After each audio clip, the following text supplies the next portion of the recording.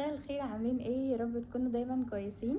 لو انتوا لسه اول مره تشوفوني، انا اسمي مارينا عازر ودي قناه اليوتيوب بتاعتي. احب ان انتوا تشجعوني وتعملوا اشتراك في القناه وتفعلوا زر الجرس عشان يوصل ليكم كل جديد. او الناس اللي هي متابعاني دي يعني انا دايما بعمل فيديوهات متنوعه. بس ده فيديو مختلف شويه. وكنت عامله لكم سلسله فيديوهات تشجيع المشروعات الصغيره يعني وكده، او المشروعات الصغيره.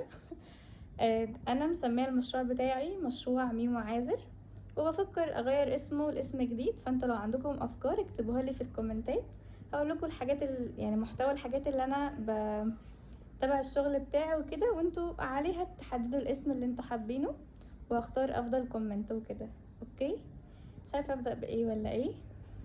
بصوا يا جماعه، انا بدات المشروع ده تقريبا كده من سنه، واشجع اي حد مش عارف يشتغل ممكن تكلموني على المكان التاني، وهسيب لكم اللينك في الديسكريبشن تحت، واقول لكم تبداوا ازاي، واقول لكم برضو الحاجات اللي انا بعملها. وموجود عندي جمله وقطاعي، وموجود عندي شحن لاي مكان. تمام، دي اول حاجه. دي حصلت التوفير او حصلت التحدي، فكرتها حلوه قوي. بتحددوا الاسم او جمله او عادي لو اسمين او ايه زي ما تحبوا. ورقم التحدي، رقم التحدي ده اللي هو ايه؟ مثلا 5000، 2000، 10000 او 50000 او 1000 او 2000. دي مقاسها 20 في 30، بتبقى الخامة خشب، بتبقى عبارة عن مجموعة ارقام زي كده. وكل ما بتحوشوا حاجة وبتحطوها جوه الحصالة بتشطبوا عليها لحد ما تخلصوا يعني تشطبوا على كل الارقام دي، بتكونوا كده وصلتوا للتحدي. وفكرتها حلوة وبتشجعكم جدا ان انتوا تحوشوا كده. اوكي، عندنا الطقم السكر ده طقم اطفال، عبارة عن 6 قطع، بيبقى عليه طباعة زي كده، اي تصميم انتوا حابينه، اي اسم او كلام عربي او انجليزي. خامة قطن 100%، وشكله حلو خالص. بيبقى موجود مج سحر زي كده اللي بيبقى لونه اسود، ولما بيبقى تحتيه تصميم صور او اسم او جملة، او انت حابين تفاجئوا حد. ده اول ما بتحطوا فيه ميه سخنه، الاسود ده بيبتدي يختفي وبتظهر التصميم او الصور اللي تحتيه. واول ما المج بيبرد بيرجع تاني زي الاول، لونه اسود زي كده، وحلو خالص ولذيذ. يعني بيبقى فيه بقى مجات زي كده، بيبقى متاح تنفيذ اي تصميم، صور، اسامي، جمله، عادي ممكن ميكس، يعني صوره واسم وجمله، وبيشيل من 3 صور او اي تصميم انتوا نفسكم فيه بقدر ان انا اعمله. تمام، في محفظه زي كده، محفظه حفر، بتبقى كده من قدام. تمام، وبتبقى كده ايه، من الظهر، او ممكن الحفر من قدام برضو. تمام، في كتير كان بيسألني ايه التفاصيل بتاعتها من جوه. بصوا اهي، خامتها حلوة قوي، كمان في سوستة كمان من جوه، ومتقسمة زي كده، ومكان للصورة والبطاقة او الفيزا والحاجات دي. ودي اللي هي بكبسولة، وبيبقى متاح من غير كبسولة. تمام، بتبقى الوانها بني وهافان واسود، وبتختاروا اللون اللي انتوا حابينه بالاسم بتاعه. اوكي، دي هقولكوا فكرتها. دي بتبقى عبارة عن اسامي زي كده، هي حجمها صغير، بتتلزق على قلم. بتبقى حلوة خالص للاطفال لو مثلا في مدرسة وحابب يميز القلم بتاعه باسمه، او عادي ككبار. يعني انا عملت ليا واحدة ولذيذة خالص، وبيبقى شكلها حلو على القلم. ده كده الجزء ده. المجات بيبقى فيه مج ديجيتال حراري، بيبقى محفور عليه اسم او جملة اللي هو بيحتفظ بدرجة الحرارة. تمام، نيجي بقى لهنا. في طبلات خشب زي كده، بيبقى متاح عليها يعني اي تصميم انتوا بتحتاجوه او اي شكل. بتبقى جودة وخامة عالية. كل يا جماعة ما تكونوا انتوا بتبعتوا الصور نفسها متصورة بكواليتي عالية، كل ما بتكون الصورة احلى واحلى. تمام، بيبقى فيه مقاسات كتيرة جدا معاكم، من اول 10 في 15 لحد مقاس 90 في 70. اوكي، كل مقاس ليه سعر، متاح تنفيذ اي تصاميم. وكمان على الجروب بتاعي مشروع ميمو عازر، وهحطلكوا برضو اللينك في الديسكريبشن تحت. بيبقى هوريكم يعني كل التصاميم، وممكن بتحددوا التصميم او كده.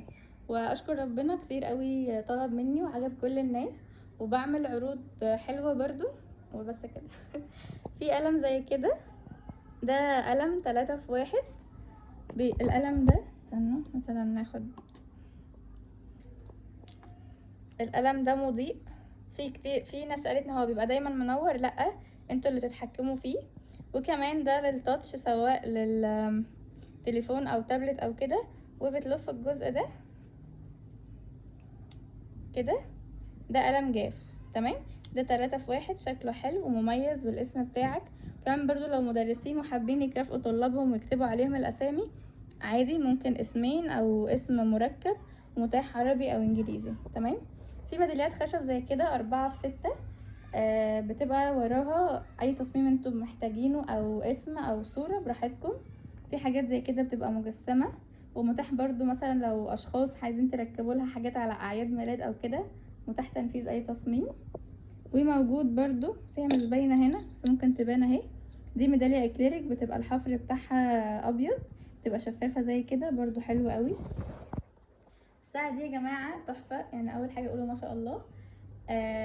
متاح الساعه دي رقميه، ساعه حائط رقميه، لا مش رقميه، عارف مش عارف ساعه حائط.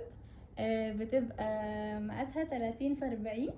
تمام، بتيجي في كرتونه زي كده، حلو قوي كهديه، سواء مثلا لو صور فرح بتبقى حلوه قوي. يا جماعه هي الاضاءه مش احسن حاجه، يعني الشغل ده جميل قوي في الطبيعه، بس انا حبيت ان انا اوريه لكم. تمام، وبيطلب مني كتير وحلو قوي كهدايا.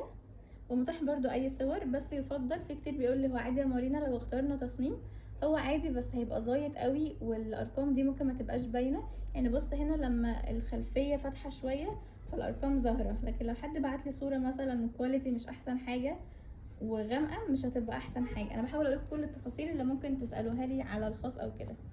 في درع تخرج زي كده، ده ماجد حبيبي اخويا، درع تخرج زي كده بتحدده، بتبعته صورة والاسم وسنة التخرج. في درع تاني اهو بس عشان الخصوصية في مساطر زي كده حلوة قوي، مسطرة 20 سنتي بالاسم، وممكن اسم مركب زي كده او اسم عربي او عربي وانجليزي. ومتاح دي معمول عليها، هعملكوا عليها عرض، دول كده اللي مطلوبين، جمعت منهم السنة اللي فاتت، يعني ما شاء الله كمية كبيرة جدا، وهرجع لكم بقوة السنة دي برضو. بيبقى فيه كروت زي كده، لو حد بيعمل البوكيه او الحاجات دي بيبقى دي في الخلفيه بتاعتها صور، بس برضو عشان الخصوصيه، لكن دي انا مستأذنة. بس برضو التابلو ده، يعني ده اصغر حجم في التابلوهات. تمام، ده الحجم المتوسط، اكتر حاجه بتطلب اللي هي 30 في 40. كنت اقول ايه، موجود برضو اللي هي المقلمه بالاسم، اي ام حابه تفرح اولادها وتخليهم مميزين في المدرسه، في افكار حلوه كتير. تمام، ايه تاني يا ماما عندي؟ قلت له ديجيتال الحراري الحفر. ايه كمان؟ كمان يعني انا المشروع بتاعي برضو في دهب صيني والسلس، حاجات مش بتغير لون، والناس يعني اشكر ربنا لحد الان محدش اشتكى من الشغل. ايه كمان؟ عندي جروب الناس اللي هي مش عارفاني، جروب ده بعرض عليه الشغل بالتفاصيل بالتصاميم. في حاجات بنزل اسعار، في حاجات بعمل عليها عروض وكده. موجود عندي جملة وقطاعي، يعني لو حد لسه مبتدئ وحابب يبدأ في المشروع ده هشجعكم ان انتوا مثلا تبدأوا او اعرفكم ازاي او كده. وعندي شحن لأي مكان. تمام، او في رفاية كمان ادوات منزلية او الحاجات اللي هي الجديدة اللي بتبقى في البيت وكده. في برضو ساعات بجيب منتجات جدع يا ماما منتجات لاستر اللي هي المنظفات او المبيدات او الحاجات دي، جميلة جدا. اوكي، والفترة الجاية بإذن الله ان شاء الله هيبقى متوفر عندنا في المحل ادوات المدرسة كاملة، بشنط المدارس، باللبس، بكل حاجة. ده مشروع خاص بيا. يعني بفكر ابدا بقى في حاجات اللي هي ادوات التجميل. تمام، احنا ده المشروع بتاعي خاص بيا، اللي هي الهدايا والذهب الصيني والستانلس. واحنا عندنا محل في مطاي. في ناس بتسأل مطاي دي فين، دي محافظة المنيا، مركز مطاي. عندنا فرعين، فرع فيه رفايع ادوات منزلية والعاب اطفال، وكان في بعض الحاجات من مستحضرات التجميل. والمحل التاني فيه ملابس بقى اطفالي وحريمي وكده. واحنا شبه يعتبر بنشتغل مواسم اكتر، يعني مثلا في عيد الام بنجيب كل حاجات عيد الام، في المدارس بنجيب كل حاجات المدرسة كاملة، عارفين اللي هو بالظبط بالابرة للصاروخ دي، احنا بتبقى عندنا مثلا حافظة سجاد، بطاطين، الحاجات دي كلها برضو متوفرة عندنا.